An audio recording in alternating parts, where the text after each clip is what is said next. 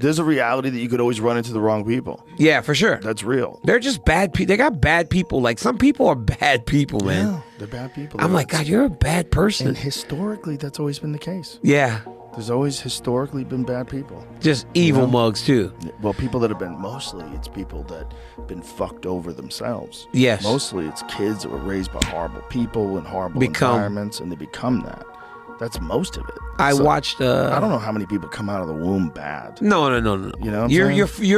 You're formed. Mm-hmm. You're formed. Mm-hmm.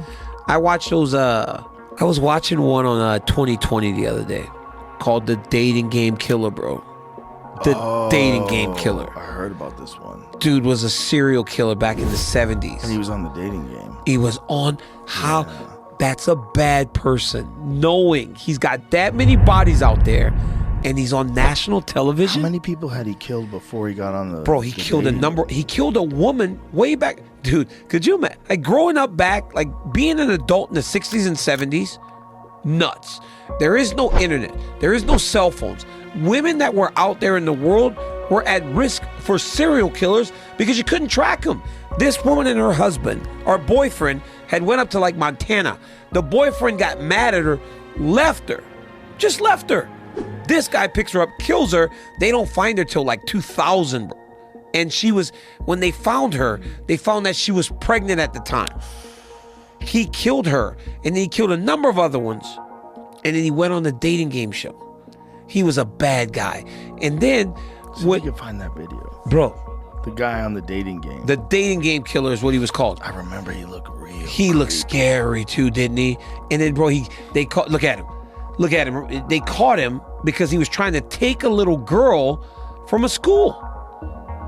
Hey, Joe, and when they finally got this dude at the end, Joe, they met him in jail because he had been rotting in jail for years. Look at all these women he got. Look at all these women he got. God. He was just a bad guy. Jamie, can you go back to him talking? Can I hear him talking? This is the Inside Edition report. Yeah. Can you see if... She picked him, Joe. Is actually a serial killer. I'm called the Banana, and I look really good. No one had any idea. Joe. Imagine people were laughing at that back then. Can you believe that? I'm called the Banana. I'm called the Banana. Like, some of the shit on TV was crazy. Really good. Hey, man. And everyone's like, ha, ha, ha, ha, ha. He said the banana. That gal was going to get killed by this guy. But when they set them up on the date, she goes, he's very creepy. I don't like him. They said when they went to see this dude and he's on his, like he's dying in jail, and they start bringing up these women that they had found. They said it was almost like he was going to a place of euphoria. Because even though he was like on his deathbed and he couldn't move, he was thinking back to those times. That's a bad guy. Oh my God. He's like on the thing, like literally like losing his mind. Oh my God. Because he's thinking of killing this woman. Or like doing what he was doing to these ladies. God. It's nuts, bro. That's a bad guy. They let him act as his own attorney in his third trial, and he self-examined himself for 4 or 5 hours. Oh my God. Yeah.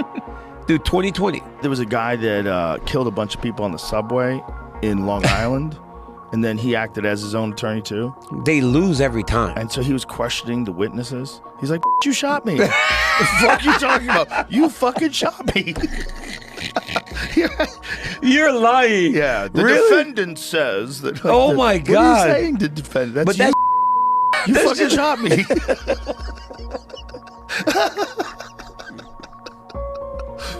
But that's just somebody that's really messed up. Yeah, crazy people. But they're like formed. They're not born like that. Killers. There's a lot of fucked up dudes out there. Women love serial killer shows. Why, dude? Weird, right? It's so weird because they're. But can a serial killer exist today? Yes. You think so? Yeah, they exist. No There's chance. there's active serial killers. Yeah. for How? sure. With all the stuff, like with 'Cause- the DNA and the Yeah. videos and the cameras and the phones and the tracking. Well, you have to have people looking for you, first of all.